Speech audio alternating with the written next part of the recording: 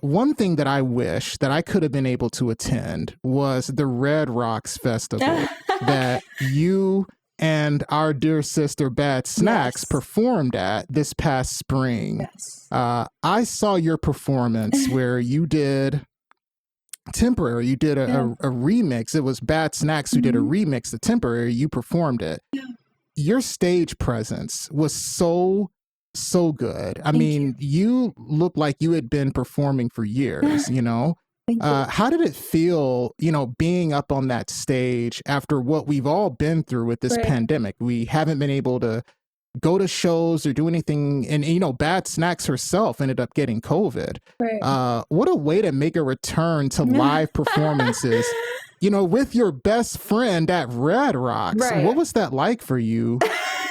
Even just hearing you say it out loud, I'm like, I don't know. I just don't know how that happened. Can't even describe it in words, huh? I'm just like, yeah, I mean,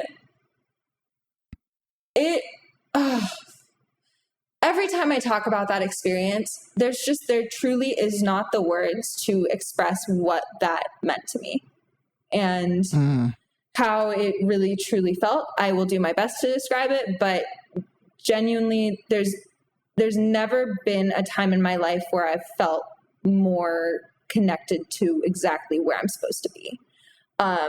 And being able to share that experience and to be invited by someone who I respect, not only musically, but as my best friend, it was just, it could not have been any better. And also past, after that whole year, you know, to me, it was just really, really affirming. And the entire time I was on that stage, I was just like, yeah, this is where I'm supposed to be. And emotional experience, huh? Super, super emotional. And people don't realize that Red Rocks is a big deal. It's a big deal. Absolutely. Legendary venue. Ever since I knew what it was, I was like, I'm going to play there. I'm going to play there. Yeah. I want to play there.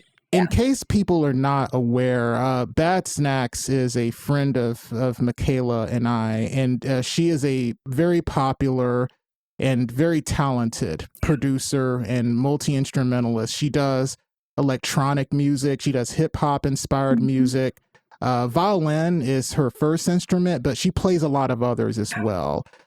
She has a big following on YouTube, Instagram, and Twitch, so you guys follow Bad Snacks as well. She's definitely going to be a guest on this show. In fact, she was one of the first people I reached out to, and she was like, hey, man, let's do it. Yes! Oh, that's amazing. So yeah, look out for that. That's coming soon. How did you guys meet? I'm very curious. Yeah. Again, it's just crazy. It's just crazy how things happen sometimes.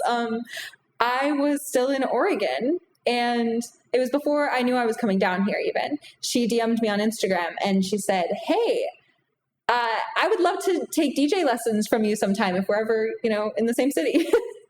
And I was like, oh, okay. I looked at her page and I was like, this girl does not need DJ lessons. I was like, why is she hitting me up? She does not need anything from me. And then I followed her and kept up with her. And the day after I moved down here, she was playing a show. And so I went to it, and,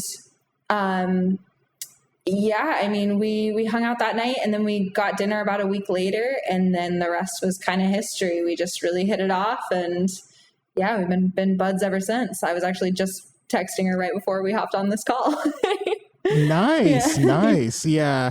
Bad Snacks, somebody who's old like me, I'm 37. I've been around for a minute. You really kind of realize that people like Bad Snacks are rare. People like her, people as gracious as her are just rare. I mean, she's amazingly talented, but she's really genuinely a good person. Most of the time when people gain a following, especially as quickly as she did, they start to forget about the people who are not as big as them, people who, I guess, the quote little people, so to speak. But she's the opposite. I mean, you know, the bigger she gets, the more successful she gets, the more notoriety she gets, the more she wants to bring the ladder back down for other people. You know, the more she wants to pay it forward. You know, people like her are rare. Most people are not like her. Most people, if they become successful like her, they feel like, oh, I got to start hanging out with higher profile people. I can't be seen with these little people or whatever. And so somebody like me who's been around the industry and who's been around a lot of, you know, people who are as big a name as her and bigger too. They are not like her. Most, like 90% of them are not like her at all. A lot of celebrities, a lot of times they'll forget about the people they went to high school with. They won't talk to them anymore. They, you know, stuff like that. But she's not like that. She just has a good heart. She really does. And the reason that people bend over backwards for her, the reason why it seems like everybody wants to just do everything for her is because people don't realize just how much she does for other people. You know, behind the scenes, she doesn't talk about this ever. Like, she doesn't talk about all the stuff that she does for people. Like I know of some of the stuff that she does for other people. She doesn't talk about it. Like, stuff that she's done personally for me. Like, you know, I was very sick this past spring, like very sick. And every now and then she would just, you know, check in on me and say, Craig, how you feeling? Is there anything I can do for you?